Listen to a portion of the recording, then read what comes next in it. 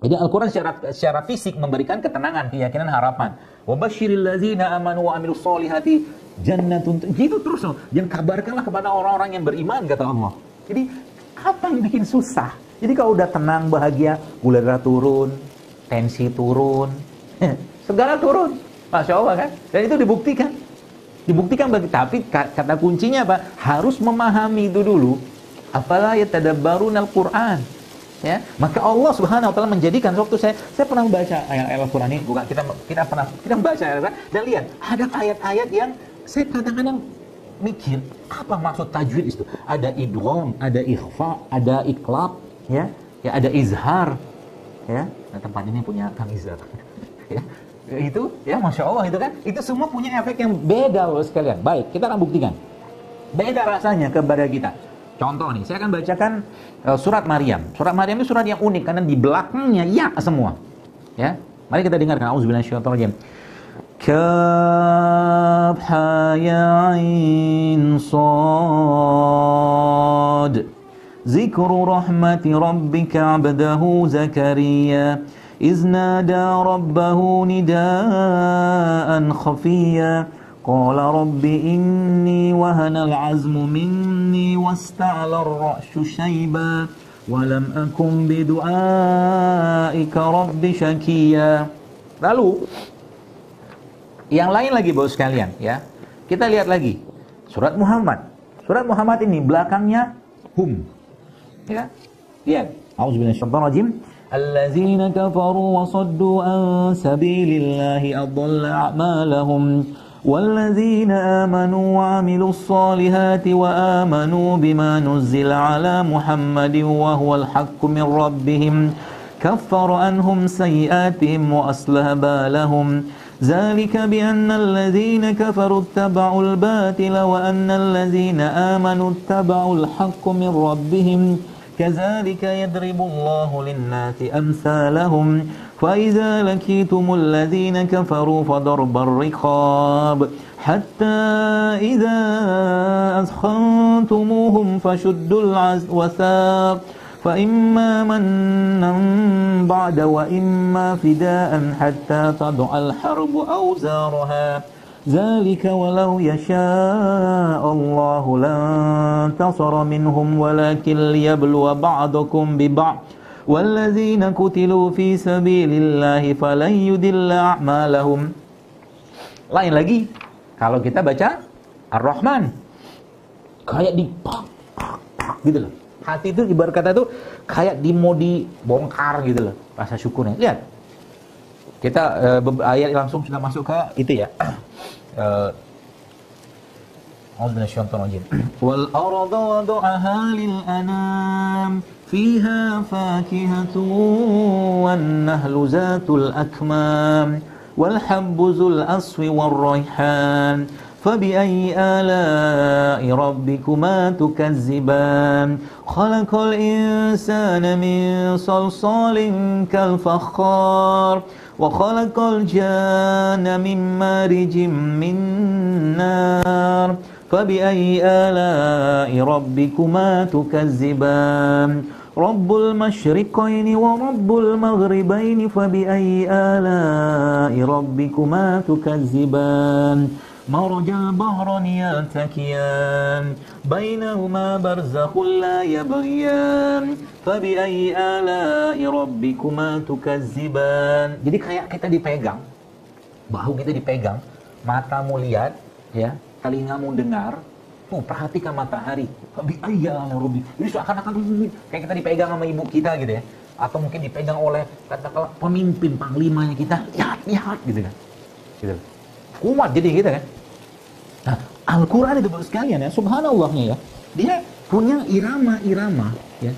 Irama-irama, dia punya makna, dia punya hikmah juga. Bukan sekedar membaca artinya, bukan, dia harus ada hikmah di situ. Kalau hikmah ini didapatkan, maka kuatlah raganya. Raga itu dikuatkan oleh ruh. Jadi kalau kita lihat, perhatikan baik-baik sekalian. Maaf. Semua perangnya ya Rasulullah dan khususnya para sahabat itu tidak pernah ada perang di mana pasukan kaum muslimin jumlahnya lebih besar, nggak pernah ada. Jumlahnya kaum muslimin pasti lebih kecil, tapi selalu menang. Kenapa? Karena ruhnya mereka, jiwa mereka, ya, iman mereka jauh lebih besar daripada raganya. Yang itulah zaman sekarang hilang. Kenapa? Karena jauh dari Al-Quran. Ya, jadi kalau boleh saya katakan, berarti kita bisa menggunakan dong Al-Quran ini sebagai media kita untuk pengobatan. Jelas bisa.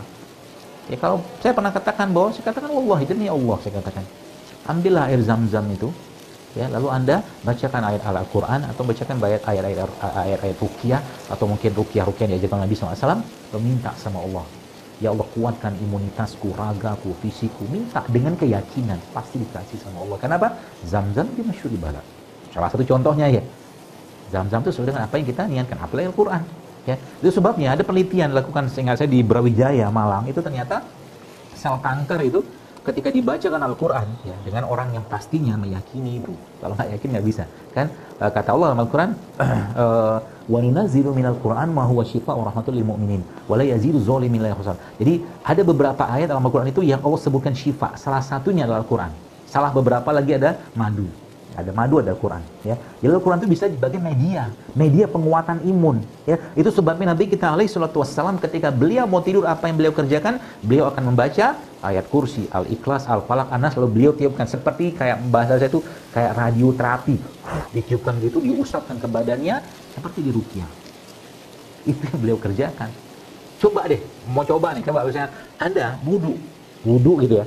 Lalu wudu dengan khusyuk sholat 2 rakaat. Ya, minta sama Allah, lalu baca ayat Al-Quran, tiupkan ke tangan, seperti itu. Ayat apa aja, minimal Al-Fatihah lah, atau Al-Mu'awwidzatain, ya, Al-Ikhlas, Al-Falaq, An-Nas.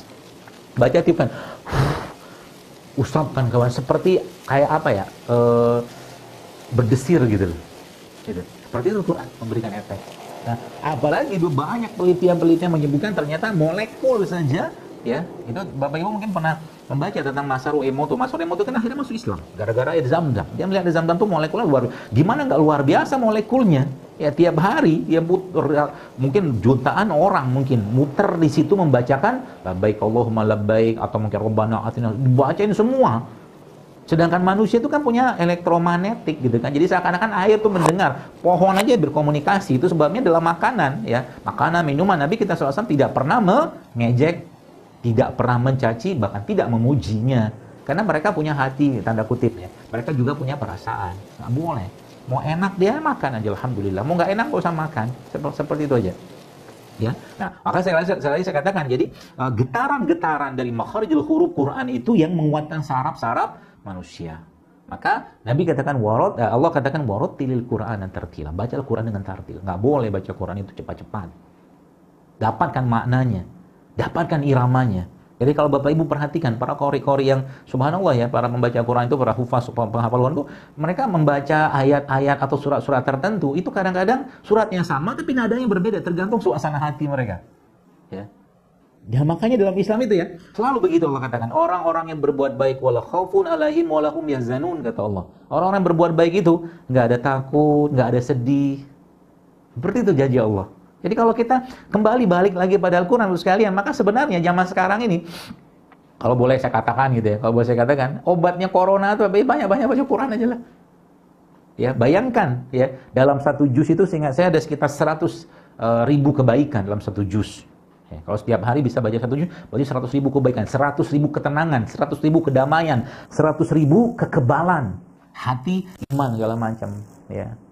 Jadi kalau kita sudah memahami ini, maka ya apa yang harus takutkan, ya. Apalagi kita yakin bahwa yang namanya dunia kayak ya sekarang ini ya, fitnahnya luar biasa di mana-mana, ya. Maka kembali saja pada Al-Quran. Semua yang kita butuhkan ada pada Al-Quran, ya. Bagaimana malah kalau bicara tentang masalah kesehatan atau makanan? Mungkin Bapak Ibu pernah mendengar ayat dalam surah Al-A'raf, wa kulu washrabu wa la tusrifu, kata Allah, makan tapi jangan berlebihan.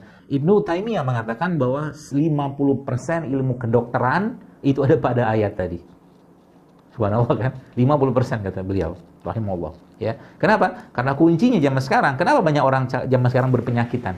Karena makannya berlebihan. Yang dimakan berlebihan, yang dimakan nggak sehat. Udah gitu berobatnya juga nggak sehat.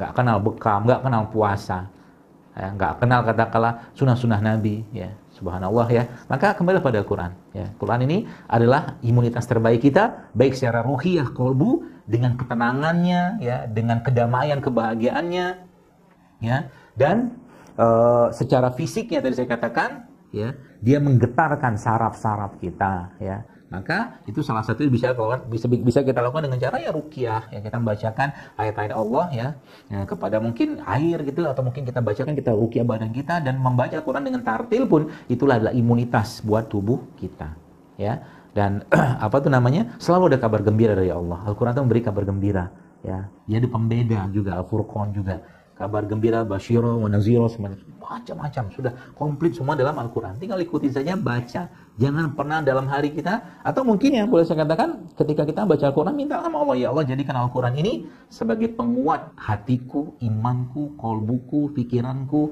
dan penguat jasadku. Boleh minta begitu? Boleh, karena ayat-ayat Allah itu kan penuh dengan keberkahan. Kita bertawassul dengan Al-Quran untuk kekebalan tubuh kita pun insya Allah tidak masalah, ya. Nah, termasuk di waktu-waktu duha seperti ini, ya menjelang siang seperti ini, ya, adalah waktu-waktu terbaik ya kita sholat, ya, kita berdoa pada Allah dan meminta pada Allah agar Al-Quran dijadikan sebagai penguat, bukan hanya penguat fisik. Kalau saya mah fisik itu pasti ngikut. Kalau kolbunya atau hatinya sehat, fisiknya pasti ikut, tenang aja. Nggak usah khawatir, ya. Jadi kalau kolbunya sehat, raga pasti kuat. Maka kata kuncinya apa? Iman is your immunity. Immunity yang didapatkan dari Al-Quran, ya. Kalau lagi hatinya bermasalah, baca Quran, ya. Kalau lagi keras, baca Quran, baca terus. Sebagaimana seorang dokter ketika atau mungkin ya herbalis atau terapis memberikan obat dan orangnya belum sembuh-sembuh dengan obat tadi, maka apa yang dikerjakan? Tambahkan dosisnya. Satu halaman belum dapatkan vibrasinya, 2 halaman belum dapatkan vibrasinya, 3 halaman belum dapatkan vibrasinya, sampai akhirnya 1 juz baru air matanya berlinangan. Allah menyediakan mata ini untuk menyalurkan perasaan kita kepadanya. Allah memberikan mata ini untuk kita menumpahkan segala gundah gelisah dan penyakit-penyakit dalam diri kita dengan bertaubat kepada Allah, sehingga nanti sampailah pada suatu titik kharru sujada wa bukiya. Dia akan menangis tersungkur, ya, kepada Allah, berlinangan air mata, dan dia akan memasrahkan dirinya semua kembali pada Allah. Maka kita minta pada Allah agar kita dijadikan sahibul Quran, sahabatnya Quran di dunia dan akhirat. Ya, kita memohon kepada Allah agar kita ditambahkan kecintaan terhadap Al-Quran. Kita minta pada Allah agar dimudahkan untuk mentadaburi Al-Quran. Kita minta pada Allah, ya, semoga Allah mudahkan kita untuk menghafalnya, mentadaburinya, mengajarkannya, mengamalkannya. Itulah generasi yang terbaik.